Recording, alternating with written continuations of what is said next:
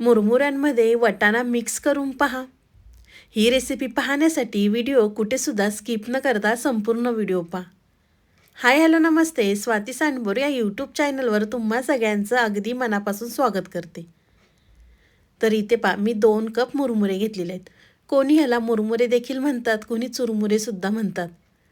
तर इथे मी 2 कप मुरमुरे घेतल्यानंतर त्यामध्ये आपल्याला पाणी घालायचं आहे। इथे मी एक तांब्या भरून पाणी घातलेलं आहे। पाणी घातल्यानंतर आपल्याला थोडेसे हाताने चोळून पाण्यामध्ये सगळे मुरमुरे बुडवून घ्यायचे आहेत। सगळे पाण्यामध्ये मुरमुरे बुडवल्यानंतर आपल्याला 5 मिनिटासाठी साईडला ठेवायचं आहे, म्हणजे मुरमुरे छान पाण्यामध्ये भिजतील।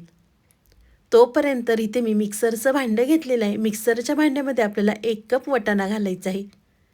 मिक्सरला आपल्याला जाडसर वाटून घ्यायचं आहे, अगदी ह्या पद्धतीने। 5 मिनिटंसुद्धा झालेले आहेत। मुरमुरे आपण सगळे पाण्यामधनं बाहेर काढून घेऊया।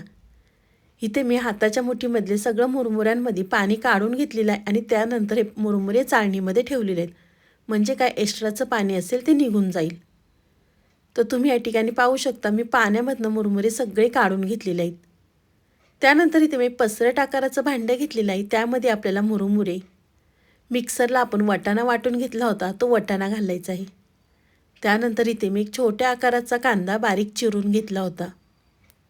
कांदा घातल्यानंतर आपल्याला भरपूर चिरलेली कोथिंबीर घालायची आहे।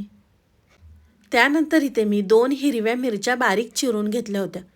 घरामध्ये खूप लहान मुलं खाणारे असतील तर तुम्ही मिरच्या स्किप केल्या तरी या ठिकाणी चालणार आहे। त्यानंतर इथे मी चमच्याने सगळं साहित्य व्यवस्थित मिक्स करून घेतलेलं आहे। तर इथे मी एक छोट्या आकाराचा बटाटा साल काढून घेतला होता। साल काढल्यानंतर आपल्याला बटाटा हा स्वच्छ धुवून घ्यायचा आहे। त्यानंतर इथे मी मोठ्या किसणीने बटाटा किसून घेतलेला आहे।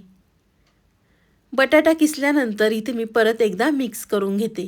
तोपर्यंत तुम्ही माझा व्हिडिओ इथपर्यंत पाहिलाच आहे आणि व्हिडिओ थोडा तरी आवडला असेल ना, तर व्हिडिओला एक लाईक नक्कीच करा। बटाटा मिक्स केल्यानंतर इथे मी 1 चमचा भरून आमचूर पावडर घातलेली आहे, 1 चमचा मिरची पावडर, छोटा चमचा आपल्याला गरम मसाला घालायचा आहे, चवीनुसार यामध्ये मीठ घालायचं आहे। आज आपण चुरमुरे आणि वाटाण्यापासून छान अशी रेसिपी पाहणार आहोत। सगळे मसाले घातले की परत एकदा इथे मी मिक्स करून घेते आणि त्यानंतर इथे मी 5 चमचे बेसन पीठ घातलेलं आहे। बेसन पीठ तुम्हाला कमी अधिक जास्त लागू शकतं। बेसन पीठ घातल्यानंतर छान आपल्याला यामध्ये मिक्स करून घ्यायचं आहे। बेसन पीठ मिक्स करताना त्यामध्ये आपल्याला अजिबातसुद्धा पाण्याचा वापर करायचा नाही, कारण या ठिकाणी आपण चुरमुरे पाण्यामध्ये भिजवून घेतले होते, त्यामुळे थोडेसे ते ओलसर असतात। तर व्यवस्थित मिक्स केल्यानंतर आपल्याला हातावर छोटासा गोळा घ्यायचा आहे आणि छान त्याचे आपल्याला छोटे छोटे कटलेट करून घ्यायचे आहे। तुमच्या लक्षात आलंच असेल की नेमकं आपण चुरमुरे आणि वाटाण्यापासून छान असे कटलेट तयार केलेले आहेत। तुम्ही नाश्त्यासाठी किंवा मुलांच्या टिफिनसाठी अगदी झटपट करू शकता। तर तुम्ही या ठिकाणी पाहू शकता, मी 1 कटलेट छान असं केलेलं आहे। खूप जास्त पातळ करायचं नाही आहे किंवा खूप जास्त आपल्याला या ठिकाणी जाडसुद्धा हे कटलेट करायचं नाही आहे, कारण यामध्ये आपण बटाटा वाटाणा कच्चा वापरलेला आहे, त्यामुळे लवकर शिजल्या जाईल।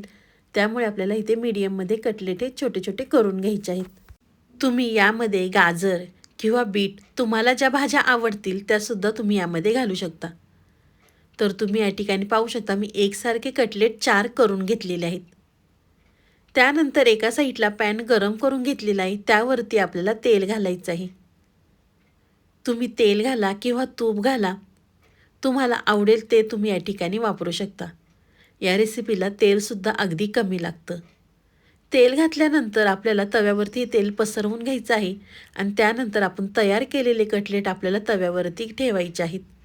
बाजारामध्ये भरपूर प्रमाणात वाटाणा आलेला आहे, त्यामुळे ही वाटाण्यापासून आणि चुरमुऱ्यांपासून एकदा तरी ही रेसिपी नक्कीच करून पहा। लहानांपासून मोठ्यांपर्यंत खरंच सगळेजण अगदी आवडीने खातील। तर इथे मी सगळे कटलेट तव्यावरती ठेवून घेतलेले आहेत। त्यानंतर आपल्याला गॅस बारीक ठेवायचा आहे आणि 5 मिनिटासाठी आपल्याला झाकण ठेवायचं आहे, म्हणजे एका साईडनी छान हे कटलेट भाजतात। झाकण ठेवल्यामुळे त्यामध्ये आपण वाटाणा बटाटा जो कच्चा वापरलेला आहे, त्यामुळे लवकर शिजला जाईल, त्यामुळे आपल्याला यावरती झाकण ठेवायचं आहे। तर इथे मी झाकण काढलेलं आहे, तुम्ही पाहू शकता एका साईडनी छान हे कटलेट भाजलेले आहेत। तर आपण पलटी करून दुसऱ्या साईडनी सुद्धा मस्त हे कटलेट भाजून घेऊया। आहे की नाही, अगदी कमी तेलात ही रेसिपी तयार होते. तुम्हाला ही माझी थोडी तरी रेसिपी आवडली असेल ना, तर प्लीज माझ्या चॅनलला एक सबस्क्राईब नक्कीच करा.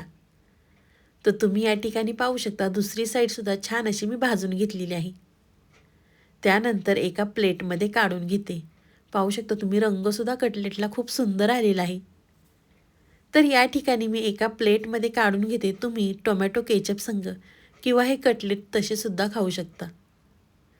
तुम्हाला ही माझी आजची रेसिपी कशी वाटली ती मला नक्कीच कमेंट करून सांगा. व्हिडिओ आवडला तर व्हिडिओला लाईक, कमेंट, सबस्क्राईब करायला विसरू नका. मी आशा करते की तुम्हाला माझा व्हिडिओ खूपच आवडला असेल.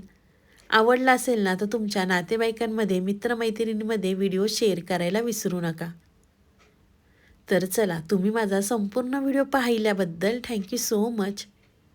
पुन्हा भेटूया असाच एक छानसा व्हिडिओ घेऊन. तोपर्यंत बाय.